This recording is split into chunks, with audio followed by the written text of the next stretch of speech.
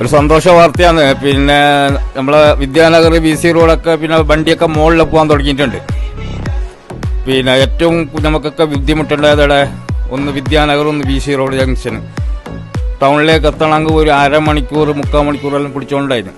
ഇപ്പോൾ ഒരു 5 മിനിറ്റ് മതി ടൗണിലേക്ക് എത്താൻ. ഇപ്പോൾ ചെറുക്കളത്തു നിന്ന് വരുന്ന ആൾക്ക് നേരെ ചെറുക്കളത്തു നിന്ന് വരാം. ടൗണിലേക്ക് പോകുന്നുണ്ടെങ്കിൽ കേരവൽ ഹോസ്പിറ്റലിന് തൊട്ടിപ്പുറത്തായിട്ട് സർവീസ് റോഡിലേക്ക് കട്ടിങ് ഉണ്ട്, അതിൽ കൂടിയിട്ട് കയറാം.